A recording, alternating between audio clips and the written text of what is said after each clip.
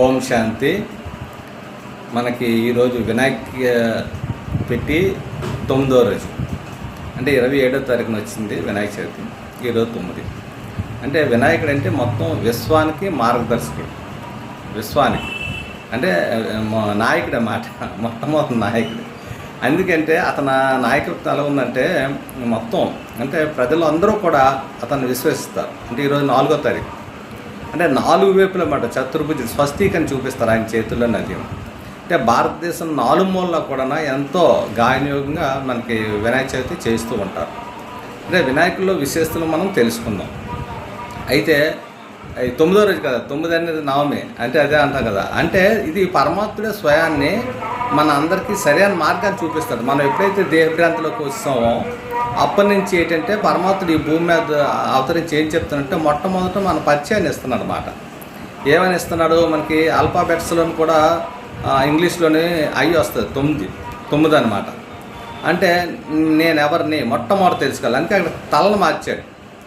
అంటే అది మామూలు తల ఉన్నప్పుడు నీలో కోపం క్రోధం అన్నీ ఎక్కువగా ఉండేవి. ఎప్పుడైతే నీ తలను మార్చాడో అప్పటి నుంచి శాంతియుతంగా ధర్మము అధర్మం తెలుసుకొని ఏ విధంగా నడుచుకొని ధర్మస్థాపన చేయనందుకు నిమిత్తుడే అన్నమాట.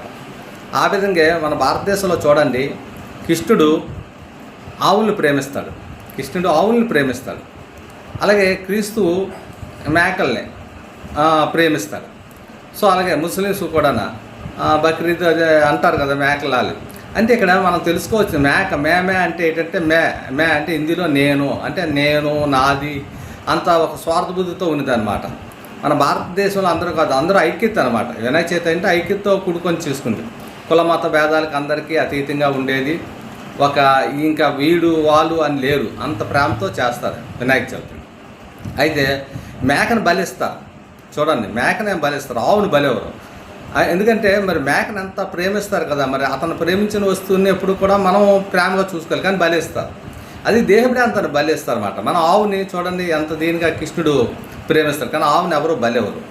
ఆవు ఏంటంటే అంబా అంటది, అంటే భారత మాతకి అంటే తల్లి అన్నమాట, స్వచ్ఛమైందన్నమాట భారతదేశానికి.